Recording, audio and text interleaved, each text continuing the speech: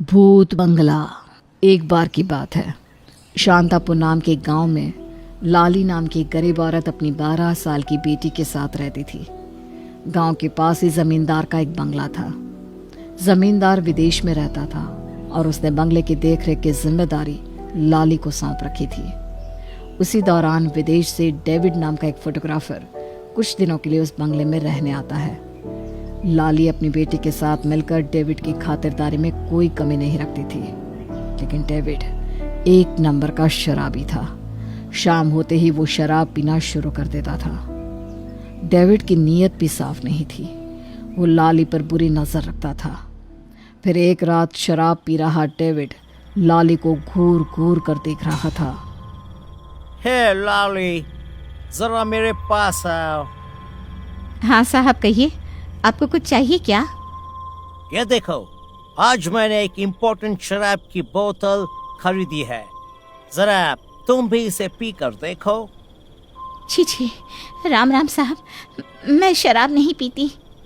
एक बार तुम शराब पी लोगी तो ऐसा कौन सा कयामत आ जाएगी। चलो चलो, गिलास उठा लो, चलो। नहीं नहीं साहब, मैं शराब नहीं पी सकती। देखो, अगर तुम ये शराब पियोगी तो मैं तुम्हें पूरे 10,000 रुपए दूंगा। डेविड पैसे निकालकर सामने टेबल पर रख देता है। उन दिनों 10,000 एक बड़ी रकम हुआ करती थी। लाली बहुत गरीब थी। बंगले की देखरेख के बदले उसे महीने के सिर्फ 500 रुपए मिलते थे। इतनी बड़ी रकम उसने जिंदगी में कभी नहीं देखी थी। सोच क्या रही हो? अरे सिर्फ एक गिलास शराब की ही तो बात है। इसे पी लो और पैसे ले लो। लाली मन ही मन सोचने लगती है, अगर मैं इस गिलास में मौजूद शराब पी लूं तो मुझे इतने सारे पैसे मिल जाएंगे।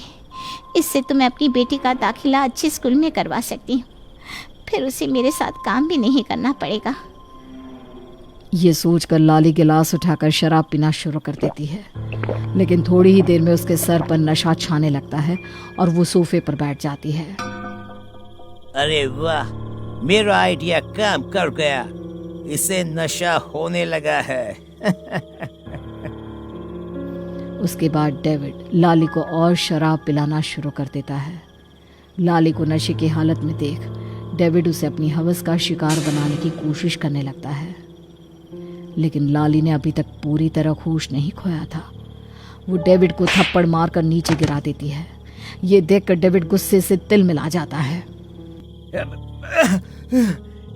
हे, तूने मुझ पर हाथ उठाया, तेरी इतनी हिम्मत!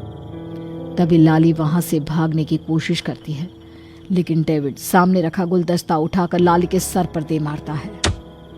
लाली खून से लथपथ होकर फर्श पर गिर जाती है। तभी शोर सुनकर गार्डन में घास काट रही लाली की बेटी दौड़कर हॉल में दाखिल होती है। माँ, उठो माँ, तुम्हें क्या हो गया? हे भगवान, कौन? तभी लाली की बेटी डेविड के हाथ में गुलदस्ता देखकर सारी बात समझ जाती है। तूने मेरी माँ को मार डाला। ठहर जा, मैं अभी लोगों को बुला कर लाती हूँ, उसके बाद तू नहीं बचेगा। लेकिन इससे पहले कि लाली की बेटी वहां से जाती, डेविड उसे पकड़ लेता है। फिर डेविड बिना रुके लगातार उसके सिर पर गुलदस्ते से वार करने लगता है। थोड़ी देर के विरोध के बाद आखिरकार लाली की बेटी की भी मौत हो जाती है। ये दोनों तो मर गई। अब मुझे इन दोनों की लाश छुपानी होगी। फिर डेविड बंगले के आंगन में गड्ढा खोदकर दोनों माँ बेटी को दफना देता है और बिना किसी को बताए बंगले को छोड़कर चला जाता है। इस तरह देखते ही देखते कई साल बीत जाते हैं। फिर एक दिन नैना और सुनैना नाम की 2 बहनें कुछ दिनों के लिए उस बंगले में आती है। अंकल ने सिफारिश करके हमें इस बंगले में रहने की परमिशन दिला दी। सच में अंकल बहुत अच्छे हैं। क्या खाक अच्छे हैं? लोगों का कहना है कि ये बंगला भूत बंगला है, यहाँ आत्माएं भटकती है, जिस वजह से यहाँ कोई नहीं आता। और अंकल ने इस भूत बंगले की किराए के तौर पर हमसे 30,000 रुपये लिए हैं। यहाँ आते ही मुझे अजीब महसूस हो रहा है। अगर लोगों की बातें सच हुई तो हमारा क्या होगा? अरे तू टेंशन क्यों लेती है? तेरे डर का इलाज है मेरे पास। 2 पैग लगा ले, उसके बाद इस बंगले का डर तेरे दिमाग से निकल जाएगा। हमें जल्द से जल्द अपना काम खत्म करना होगा, कहीं अंकल किराए के तौर पर और पैसे ना मांगने लगे। हाँ, कल ही हम गांव के किसानों से बात करके उनकी समस्या के बारे में जानेंगे। 2-3 दिन में तो हमारी रिपोर्ट तैयार भी हो जाएगी। सफर की वजह से शरीर में काफी थकान हो रही है। चल जल्दी से अपना ब्रांड निकाल। तुझे ना बस ड्रिंक करने का बहाना चाहिए। अरे मेरी जान, मैं अकेली पीती हूँ क्या?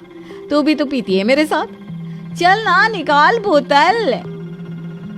उसके बाद वो दोनों बैग से शराब की बोतल निकाल लेती हैं, लेकिन तभी अचानक वहाँ किसी के रोने की आवाज़ गूंजने लगती है। दोनों बहनें घबराकर इधर उधर देखने लगती हैं। इस बंगले में शराब लाने की तुम्हारी हिम्मत कैसे हुई? मुझे शराब से सख्त नफरत है। अरे ये कौन है? यहाँ तो कोई दिखाई भी नहीं दे रहा। हाँ, मुझे भी बहुत डर लग रहा है। आखिर ये सब क्या है? तभी लाली और उसकी बेटी की आत्मा उन दोनों के सामने प्रकट हो जाती है। फिर अगले ही पल शराब की बोतल हवा में उड़कर फर्श पर गिर के टूट जाती है। लाली और उसकी बेटी का डरावना चेहरा देखकर दोनों बहनें डर के मारे थर थर कांपने लगती है। अरे तूने सच कहा था, इस बंगले में तो चुड़ैल रहती है। यहाँ आकर हमने बहुत बड़ी भूल कर दी। नहीं, हमें मत मारना, हमने कुछ नहीं किया। हम बस अभी इसी वक्त बंगले को छोड़ देंगी। फिक्र मत करो, हम तुम्हें कोई नुकसान नहीं पहुंचाएंगे। बस हम दोनों को इंसाफ चाहिए। क्या मतलब? तुम कहना क्या चाहती हो? उसके बाद लाली दोनों बहनों को अपनी सारी कहानी सुना देती है।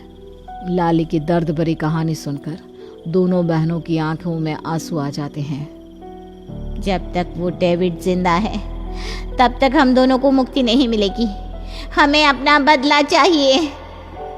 सच में उस दरिंदे ने तुम दोनों के साथ बहुत बुरा किया है। फिक्र मत करो, हम दोनों बहनें तुम्हें इंसाफ दिलाएंगी। फिर अगले दिन दोनों बहनें काफी मशक्कत के बाद डेविड की जानकारी निकालकर उसे फोन लगाती हैं। नैना उसे कहती है कि वो एक मॉडल है और डेविड से अपना पोर्टफोलियो बनवाना चाहती है। इसके बदले वो डेविड को मुंह मांगे पैसे देगी। पैसों के लालच में डेविड उन दोनों की बातों में आ जाता है। फिर 2 दिन के बाद डेविड उस गांव में दाखिल होता है। दोनों बहनें डेविड को गांव के पास वाले जंगल में मौजूद एक तालाब के किनारे ले जाती हैं। अरे वाह, क्या खूबसूरत लोकेशन है। यहाँ फोटोशूट करने में तो बहुत बहुत मजा आएगा। हाँ, सच में आज बहुत मजा आएगा। तभी अचानक डेविड की नजर सामने मौजूद पेड़ की डाली पर पड़ती है। उस डाली पर लाली और उसकी बेटी की आत्मा बैठी हुई थी। उन दोनों का डरावना चेहरा देखकर डेविड के होश उड़ जाते हैं। इससे पहले कि वो कुछ कह पाता, लाली उसकी गर्दन पकड़ लेती है और उसे उठाकर जमीन पर पटक देती है। अरे बचाओ, कोई बचाओ मुझे। तू चाहे जितना भी गिड़गिड़ा ले, लेकिन आज तू नहीं बचने वाला। नहीं, मैं मरना नहीं चाहता। दया करके मुझे छोड़ दो, प्लीज छोड़ दो मुझे। आज तू मेरे सामने रो रहा है। उस दिन क्या हुआ था शैतान, जब तूने हम दोनों की जान ली थी। माँ, इसने बड़ी बेरहमी से मुझे मारा था।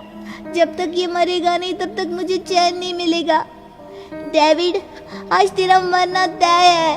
अरे कोई बचाओ मुझे। अरे कोई तो मेरी आवाज सुनो, कोई है क्या? यहाँ दूर दूर तक तेरी आवाज सुनने वाला कोई नहीं है। चल, मरने के लिए तैयार हो जा जालिम। उसके बाद लाली की बेटी डेविड का पैर पकड़कर उसे घसीटते हुए तालाब के पानी में फेंक देती है। उस तालाब में रहने वाला मगरमच्छ डेविड पर हमला कर देता है। अरे मर गया रे। अरे कोई मेरी मदद करो। अरे कोई मुझे इस मगरमच्छ से बचाओ। लेकिन काफी कोशिश करने के बाद भी डेविड मगरमच्छ से बच नहीं पाता और देखते ही देखते वो मगरमच्छ डेविड को मार कर खा जाता है। डेविड की मौत देख लाली और उसकी बेटी दोनों बहुत खुश होते हैं और इस तरह दोनों माँ बेटी का बदला पूरा हो जाता है और उन दोनों की आत्मा हमेशा के लिए मुक्त होकर वहां से चली जाती है।